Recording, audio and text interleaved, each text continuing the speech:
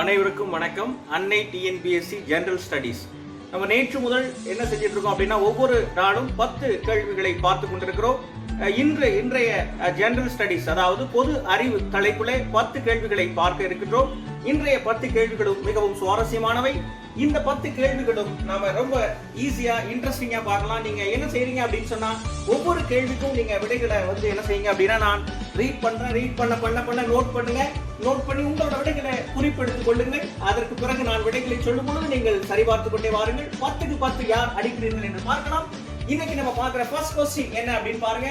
முதல் கேள்வி, பிற்படுத்தப்பட்ட வகுப்பினருக்கு 27% இட ஒதுக்கீட்டை அளிக்க பரிந்துரை வழங்கிய ஆணையம் எது? இதான் ஃபர்ஸ்ட் கொஸ்டின். உங்களோட விடையை நோட் பண்ணுங்க. செகண்ட் கொஸ்டின் பாருங்க. இந்திய அரசியல் அமைப்பின் எந்த அட்டவணையில் பஞ்சாயத்து முறையின் ஆற்றல், அதிகாரம் மற்றும் பொறுப்புகளை குறிப்பிடப்பட்டுள்ளன? இதான் இரண்டாவது கேள்வி.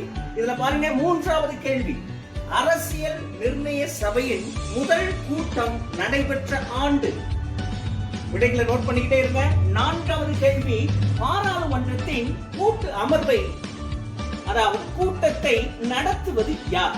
இது நான்காவது கேள்வி. ஐந்தாவது கேள்வியை பாருங்க, ஒரு மசோதாவை பண மசோதா என்று முடிவு செய்வது யார்? இது ஐந்தாவது கேள்வி. ஆறாவது கேள்வியை பாருங்க, இந்திய அரசியலமைப்பு சட்டத்தில் 8வது அட்டவணையில் எத்தனை மொழிகள் உள்ளன? மிக எளிமையான கேள்வி அப்படின்னு நினைக்கிறேன். விடைகளை குறிப்பெடுத்துக் கொண்டே வாருங்கள். 7வது கேள்வி, அரசியல் கட்சிகள் இல்லா ஜனநாயக முறைமை என்ற கருத்துருவை முதலில் விரும்பியவர் யார்? பாருங்க. 8வது கேள்வி, தெலுங்கானா மாநிலத்தின் மொத்த சட்டப்பேரவை தொகுதிகளின் எண்ணிக்கை எத்தனை? அடுத்து 9வது கேள்வி, தெலுங்கானா அப்படின்னு நமக்கு கூடுதல் தகவல்களும் நமக்கு நினைவுக்கு வரணும்னு நினைக்கிறேன். ஏன்னா நம்முடைய தமிழ்நாட்டுல ஒருத்தவங்க என்ன செஞ்சிருக்காங்க, அந்த மாநிலத்தினுடைய ஆளுநராக இருக்கிறார்கள். அந்த நினைவுக்கு வரும் என்று நினைக்கிறேன்.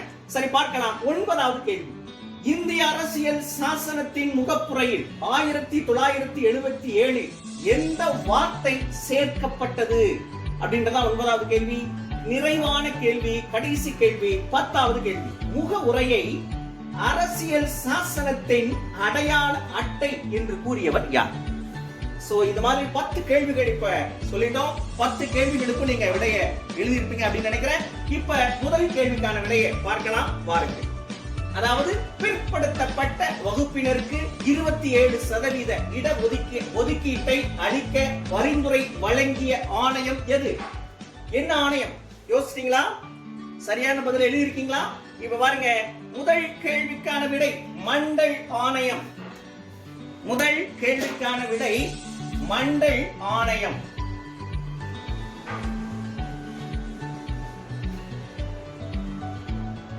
இரண்டாவது கேள்விக்கான விடையை பாருங்க.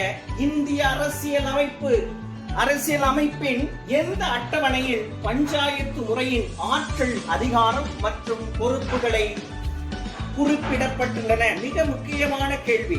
எந்த அட்டவணை? நாம் அட்டவணை அப்படின்னாலே ரொம்ப ரொம்ப முக்கியமானது. எந்த அட்டவணை அப்படின்னு பாருங்க. 11வது அட்டவணை. 11வது அட்டவணை. மூன்றாவது கேள்விக்கான விடையை பாருங்க. அரசியல் நிர்ணய சபையின் முதல் கூட்டம் நடைபெற்ற ஆண்டு. ரொம்ப ரொம்ப முக்கியமான கேள்வி. ஈஸியான இன்ட்ரெஸ்டிங்கான கேள்வியும் கூட. அரசியல் நிர்ணய சபையின் முதல் கூட்டம் நடைபெற்ற ஆண்டு எப்ப? யோசிச்சீங்களா? 1946. இதான் மூன்றாவது கேள்விக்கான விடை. நான்காவது கேள்வி பாருங்க. பாராளுமன்றத்தின் கூட்டு அமர்வை, சட்டத்தை, அதாவது கூட்டத்தை நடத்துவது யார்? பாராளுமன்றத்தின் கூட்டு அமர்வை, அதாவது கூட்டத்தை நடத்துவது யார்? எல்லாருக்கும் தெரிஞ்சிருக்குன்னு நினைக்கிறேன். நான்காவது கேள்வி, சபாநாயகர். இந்த நாயகர் தான் நடத்துறார், சபாநாயகர். இது நான்காவது கேள்வி. 5வது கேள்வி பாருங்க. ரொம்ப அழகான கேள்வி. ஒரு மசோதாவை பண மசோதா என்று முடிவு செய்வது யார்? ஒரு மசோதாவை பண மசோதா என்று முடிவு செய்வது யார்? அதாவது 4வது கேள்விக்கு தெரிந்த விடைதான் 5வது கேள்விக்கும். அதாவது சபாநாயகர். இங்கேயும் அந்த நாயகர் தான் வர்றார். சோ 5வது கேள்விக்கான விடையும் சபாநாயகர். அதான் 4, 5, 2 கேள்விகளுக்கும் ஒரே பதில் தான். 6வது கேள்வி பாருங்க. இந்திய அரசியலமைப்பு சட்டத்தில் 8வது அட்டவணையில் எத்தனை மொழிகள் உள்ளன? அடிப்படையான கேள்வி, எல்லோருக்கும் தெரிந்திருக்க வேண்டிய கேள்வி. எத்தனை? 22. அடுத்து பாருங்க 7வது கேள்வி, ரொம்ப சூப்பரான கொஸ்டின். அரசியல் கட்சிகள் எல்லாம் ஜனநாயக முறைமை என்ற கருத்துருவை முதலில் விரும்பியவர் யார்? அரசியல் கட்சிகள் எல்லாம் ஜனநாயக முறைமை என்ற கருத்துருவை முதலில் விரும்பியவர் யார்? சொல்லுங்க, யோசிச்சீங்களா? M.N. ராய்.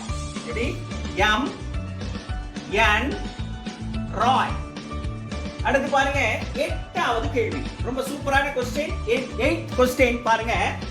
தெலுங்கானா மாநிலத்தின் மொத்த சட்டப்பேரவை தொகுதிகளின் எண்ணிக்கை என்ன சார்? தமிழ்நாட்டை விட்டு தெலுங்கானா போயிட்டீங்க. சோ இதுவும் நமக்கு தெரிந்திருக்க வேண்டும். தெலுங்கானா மாநிலத்தின் மொத்த சட்டப்பேரவை தொகுதிகளின் எண்ணிக்கை என்ன? யோசிச்சீங்களா? போட்டீங்களா பதில்? 119. இதான் 8வது கேள்விக்கான விடை. சரி, 10வது அதாவது 9வது கேள்வியை பாருங்க. இந்திய அரசியல் சாசனத்தின் முகப்புரையில் 1977 இந்த வார்த்தை சேர்க்கப்பட்டது. மிக முக்கியமான வார்த்தை, மிக மிக முக்கியமான வார்த்தை. நம்முடைய ஜனநாயகத்திற்கு மிக மிக முக்கியமான ஒரு வார்த்தை என்று சொல்கிறார்கள். என்ன வார்த்தை அது? எல்லோருக்கும் தெரிந்திருக்க வேண்டியது. மத சார்பற்ற. பாருங்க, எந்த வருஷம்? 1977 சேர்த்திருக்கிறாங்க. ரைட். அடுத்த கேள்வி ரொம்ப முக்கியமான கேள்வி. அதுவும் நம்ம இந்திய அரசியல் அமைப்பு முகவுரையை பற்றிய ஒரு கேள்வி. முகவுரையை அரசியல் சாசனத்தின் அடையாள அட்டை என்று கூறியவர் யார்? முகவுரையை அரசியல் சாசனத்தின் அடையாள அட்டை என்று கூறியவர் யார்? N.A. பால்கி வாலா. பாருங்க, N.A. பால்கி வாலா அப்படின்றவர் தான் முகவுரையை அரசியல் சாசனத்தின் அடையாள அட்டை என்று கூறியவர். இப்ப பாருங்க, 10க்கு 10 எத்தனை பேர் அடித்திருக்கிறீர்கள்? அனைவருக்கும் வாழ்த்துக்கள். 10க்கு 10 வாங்கிய அனைத்து பயிற்சியாளர்களுக்கும் வாழ்த்துக்கள். பெறவில்லை என்றால் பயப்பட வேண்டாம், கலக்கம் வேண்டாம், தொடர்ந்து முயற்சி செய்யுங்கள். அடுத்து நாளை வரக்கூடிய இதே போல 10 கேள்விகளில் நீங்கள் 10க்கு 10 பெற்றுவிடலாம். தன்னம்பிக்கையோடு தொடர்ந்து முயற்சி செய்து கொண்டே இருங்கள். இன்றைய 10 கேள்விகளை இதோடு நிறைவு செய்கின்றோம். மீண்டும் இதே போல ஒரு புதிய 10 கேள்விகளோடு உங்களை சந்திக்கும் வரை உங்களிடமிருந்து விடைபெறுவது நான் காசி, நீங்கள் பயிற்சியாளர்கள். நன்றி, வணக்கம்.